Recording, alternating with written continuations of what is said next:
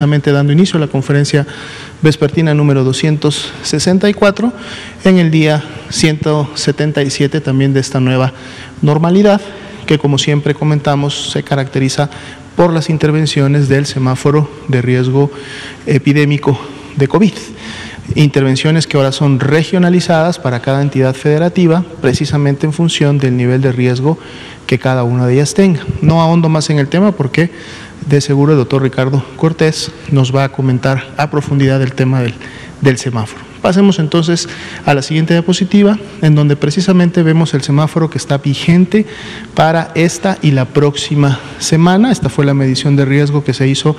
la semana pasada y lo revisamos diariamente para que la población pueda identificar en qué nivel de riesgo se encuentra el estado donde residen y entonces por lo tanto sepan que hay actividades que en la medida de lo posible no se deben de realizar, o si se realizan deben de ser con un aforo reducido, y bueno, si están en niveles de riesgo más bajos, como serían el medio o el bajo en sí, los verdes, pues bueno, estas pueden incrementarse, pero dado que siempre hay un nivel de riesgo, hay que estar muy atentos de qué es lo que la autoridad sanitaria está permitiendo realizar, qué no está permitido realizar, y así cada persona pueda tomar una decisión consciente, ¿no?, y contribuir al control de la epidemia, tanto en lo personal como de manera colectiva. Veamos la siguiente diapositiva. Aquí están las cifras para el día de hoy, el corte de la base CISBER. Son más de 2.716.000 las personas que han sido notificadas a este sistema de información, dado que fueron clasificadas como casos sospechosos de la enfermedad, es decir, tenían signos y síntomas compatibles con COVID-19. Como ustedes pueden ver en la gráfica, todo este total de personas, más de 2.716.000, está distribuida en la misma en función de la semana epidemiológica en la cual iniciaron con los signos y con los síntomas. Y los colores que vemos en las diferentes barras, pues representan a los grupos en los que actualmente están clasificados.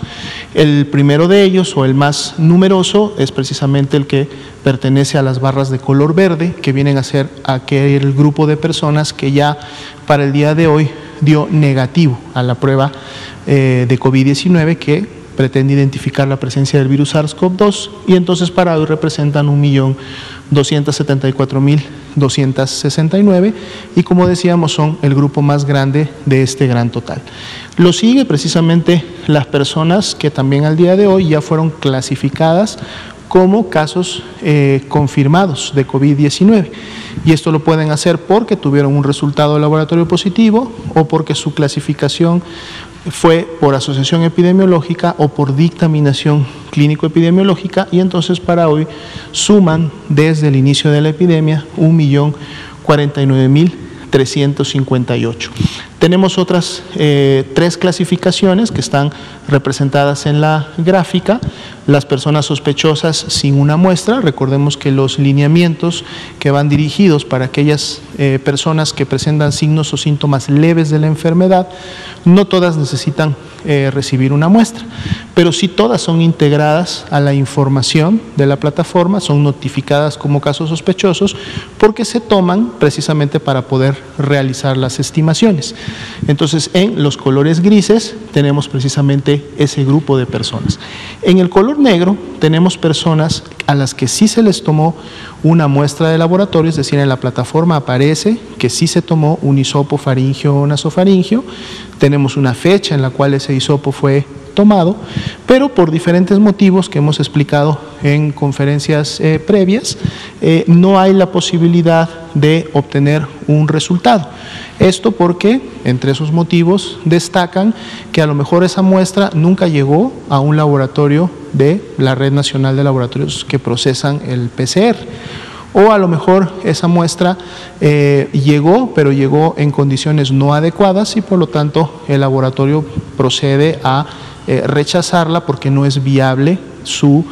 procesamiento, o durante su procesamiento se encuentran ciertas características que no permiten llevar a cabo este diagnóstico. El día de ayer nos hacían notar precisamente que en la semana 45 este grupo de muestras, es decir, sin posibilidad de un resultado,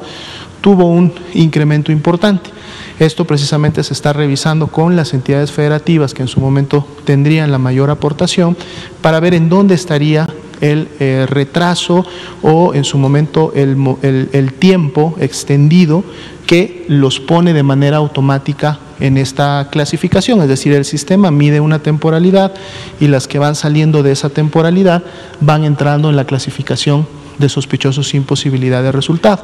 Pero siempre hay una oportunidad en donde un laboratorio que finalmente reciba esta muestra, es decir, si esta muestra no llegó precisamente porque hubo algún retraso en el envío o en la captura del folio del caso o del proceso de laboratorio, a lo mejor esta muestra puede finalmente sí ser procesada y podríamos llegar a obtener un resultado. Sin embargo, la expectativa sí es que en la mayoría no lo tengamos. Pero bueno, vamos a estar viendo en base también a este análisis y lo que las entidades vayan ajustando de este grupo, si esta barra de color negra en la semana 45 pudiera tener una, digamos, una expectativa de sí poder en su momento llegar a un resultado correspondiente, o si tiene que ver con la clasificación que el sistema le dio, porque por ejemplo para la 46 sí nos identifica 59.258 personas que tienen una muestra que sí tiene posibilidad de un resultado, porque en función de la temporalidad están dentro de esa expectativa, es decir, que los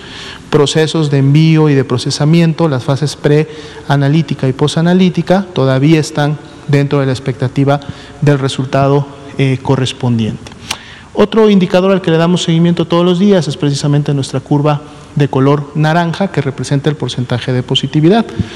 El día de hoy estamos viendo un incremento nuevamente en el porcentaje de positividad a nivel nacional, es decir, una media nacional de 45%. Recordemos que este porcentaje de positividad se conforma de lo que está sucediendo en cada una de las 32 entidades federativas. Por lo mismo, preparamos la siguiente diapositiva, si me hacen el favor de compartirla, para que ustedes puedan identificar la variabilidad que tenemos en las entidades federativas en relación al porcentaje de positividad. En el color naranja en el medio pueden ver precisamente esta media nacional, que es el 45%, y bueno, del lado derecho vamos a tener todas aquellas entidades federativas que están por encima de ese porcentaje de positividad. Lógicamente destacarían Chihuahua con un 69% de porcentaje de positividad, Oaxaca con un 67%, Durango 66%, Zacatecas 65% y con 61 Hidalgo y Baja California, digamos por encima del 60%, y por lo tanto estas entidades están realizando un incremento en esa media nacional de llevar el porcentaje de positividad hacia arriba. Pero del lado izquierdo también tenemos las entidades federativas que tienen inclusive menos porcentaje de positividad para la semana 46, y lógicamente destacaríamos a Campeche con solo un 13%, a Chiapas con un 21%, Baja California Sur con un 25%, Colima con un 26% y así sucesivamente. Si podemos ver o vemos ya cada una de las entidades federativas, pues también nos vamos a percatar que las entidades que están por encima del porcentaje de positividad nacional son precisamente en su gran mayoría entidades que están en color naranja o en color rojo, sobre todo en naranja intenso, digamos, dentro de lo que el naranja mide como un rango. El doctor Cortés nos va a explicar en un momento más toda esta metodología del semáforo, pero son precisamente las que están teniendo mayor actividad epidémica y por eso elevan el porcentaje de positividad nacional. Y si vemos las entidades de la izquierda, son precisamente en su mayoría las entidades que están con niveles de riesgo amarillo o inclusive verde, y por lo tanto tienen esa disminución del porcentaje de positividad. Vamos a seguir observando en la semana cómo se continúa comportando este porcentaje. Pasemos ahora sí a la siguiente diapositiva. Volvemos a nuestra esperada y ya clásica curva de casos estimados, en donde precisamente aplicamos este porcentaje de positividad sobre aquellos casos que todavía no tienen un resultado, no tienen una clasificación, y los sumamos a los que ya teníamos clasificados como confirmados a COVID-19, y para el día de hoy estimamos 1.217.657 personas que ya serían casos de COVID-19 registrados en el CISBER. Y entonces podemos graficar su curva epidémica, ver cómo está comportándose esta e identificar las tendencias. El día de ayer, ya comentábamos, abríamos la semana graficada número 46 y veíamos que esta tenía una disminución en relación a la semana 45. Para el día de hoy esa disminución continúa, el día de hoy es de un menos 14% y por lo tanto genera una tendencia descendente para efectos de esa medición. El porcentaje o la proporción de casos activos, es decir, el número de personas que han iniciado con signos y síntomas en las últimas 2 semanas, es del 4%, fue con este 4% el que abrimos el día de ayer. Sabemos que en la medida de que más personas inicien con signos y síntomas, es decir, que la actividad epidémica se incremente, podríamos tener más personas que enferman en las últimas 2 semanas y por lo tanto este porcentaje de positividad podría incrementarse. Por eso es un indicador que estamos continuamente dando seguimiento, pero para fines del mismo estamos en este 4% que prácticamente lo hemos tenido como tal en las últimas semanas. Así también se estima que ya más de 784,000 personas felizmente se han recuperado de COVID-19.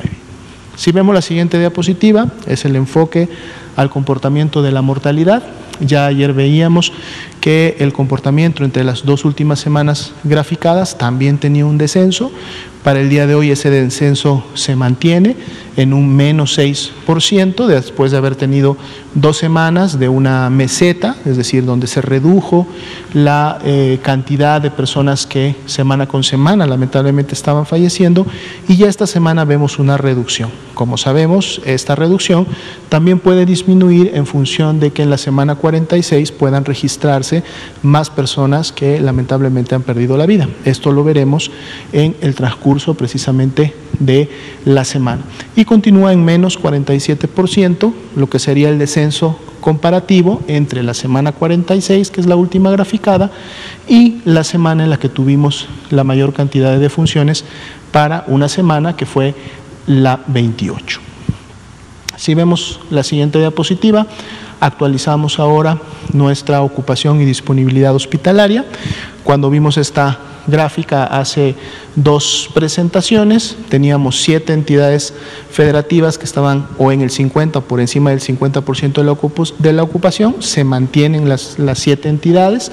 aquí las identificamos: Chihuahua, Ciudad de México, Zacatecas, Nuevo León, Coahuila y Durango, y esta última, Durango, sería la única que estaría por encima del 70%,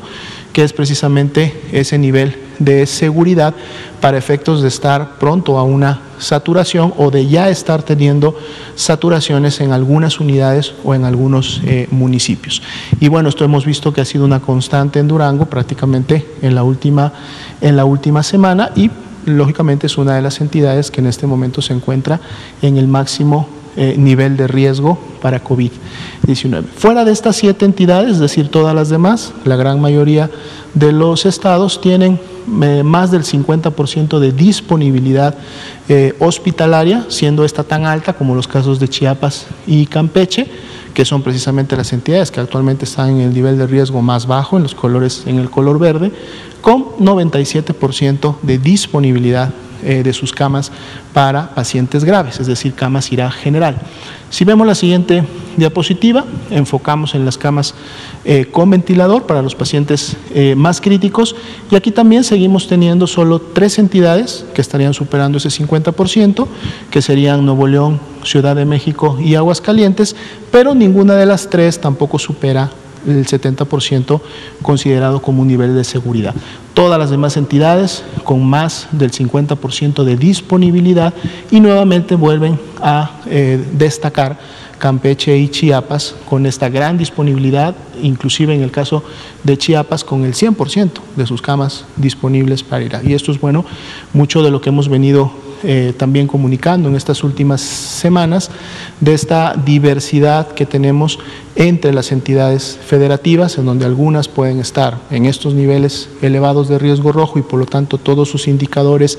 y por lo tanto todas sus características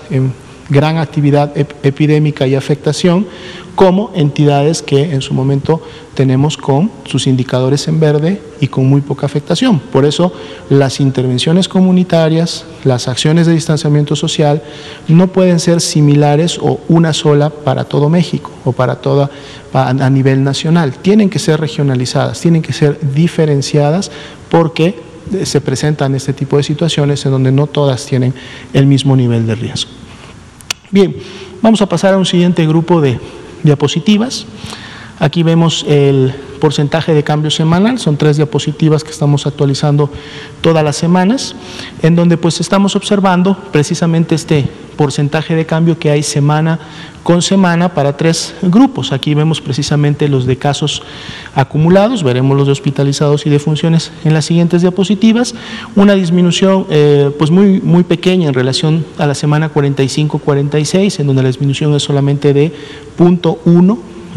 puntos porcentuales, situándose para la semana 46 en un 3.4% para efecto de los casos acumulados estimados. Dado que hemos tenido entidades que se mantienen en naranja y en rojo, pues lógicamente la reducción o el cambio en la proporción semanal no ha sido tan importante, aunque al menos hablamos todavía de una tendencia así descendente que para la última semana pues se mantiene en 0.1. Si vemos la siguiente diapositiva, tenemos este mismo análisis, pero enfocado a los casos hospitalizados. Para efecto de los casos hospitalizados, si no tenemos cambio, o sea, tuvimos un cambio porcentual de 1.9% entre la semana 45 y 46, y esta fue similar a la que habíamos observado entre la 44 y la 45. Si recordamos, pues la tendencia de casos hospitalizados ha estado incrementándose en las últimas semanas, lo cual lógicamente no permite un cambio hacia la reducción. Donde sí todavía vemos una reducción, en la siguiente diapositiva, sería en este porcentaje de cambio semanal para efecto de las defunciones, que en comparativo entre la 45 y la 46 es una disminución de 0.2 puntos porcentuales. Apenas iniciamos con un descenso, como veíamos en la gráfica, precisamente entre las semanas 46 y 45, donde teníamos menos 6% entre esas 2 semanas, pero para efecto de la tendencia de lo que va de la epidemia, es solamente de 0.2 puntos porcentuales, pero al menos la tendencia descendente del cambio semanal se mantiene para efecto de las defunciones. Bien, pasemos a un siguiente grupo de información. Quisimos preparar esta diapositiva con esta información en relación a preguntas que se dieron en la conferencia de anoche y además en los medios de comunicación y en las redes, dado que notaron que entre los datos que se dieron a conocer el día sábado y el domingo y los que estamos dando a conocer hoy lunes en relación a los del domingo,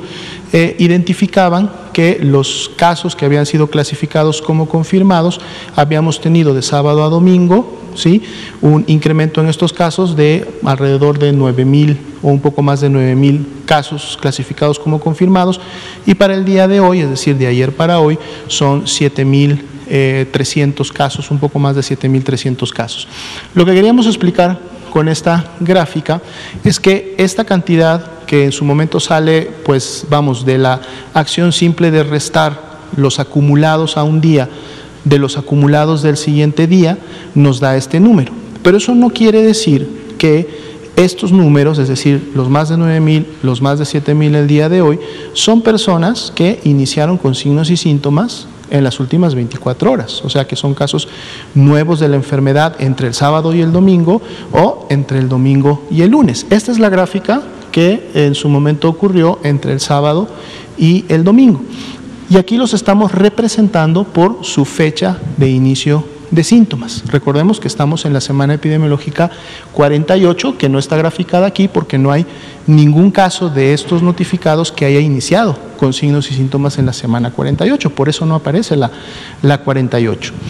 Aparece sí la 47, que es la semana pasada, pero como vemos en la gráfica, la mayoría de los casos que forman parte de estas nuevas clasificaciones o de estos nuevos resultados que se emitieron de un día para otro están en la semana 46, que es hace 2 semanas. Son personas que iniciaron con la enfermedad hace 2 semanas. Y aún así tenemos personas en la semana 45, muchas menos en la semana 44, pero en la semana 45 estamos hablando de personas que prácticamente iniciaron con signos y síntomas desde hace un mes. Entonces, lo que nosotros vemos en la diferencia de acumulados entre un día y otro son los resultados que emitió la Red Nacional de Laboratorios de Salud Pública, o son los resultados de las clasificaciones por asociación epidemiológica o de los ejercicios que realizan los diferentes comités de mortalidad, tanto en los hospitales como en las jurisdicciones sanitarias, como en los comités estatales de vigilancia epidemiológica, en donde aplican la definición de dictaminación clínica epidemiológica y entonces también otorgan la clasificación de confirmación. Estos 2 últimos son los que más pueden demorar porque requieren de procesos de revisión de expedientes, de revisión de los casos, y entonces en su momento podemos tener precisamente resultados que son muy anteriores. Los más recientes, lógicamente, son los que esperamos a través del diagnóstico por laboratorio, pero aún así podemos ver que estos tienen un retraso. Si vemos la siguiente gráfica, tenemos ahora los que se emitieron del día de ayer para hoy, es decir, los nuevos que aparecen o casos nuevos que aparecen en la plataforma y por lo tanto en el informe, pero igualmente podemos ver que la mayoría de esos casos, prácticamente la mitad de ellos, estamos hablando de un poco más de 7,000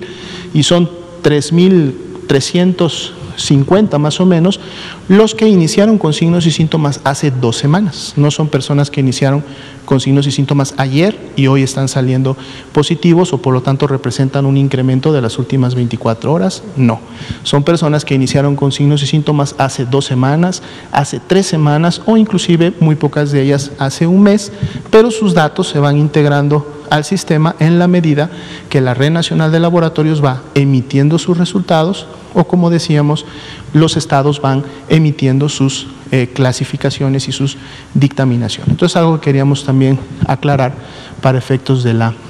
presentación.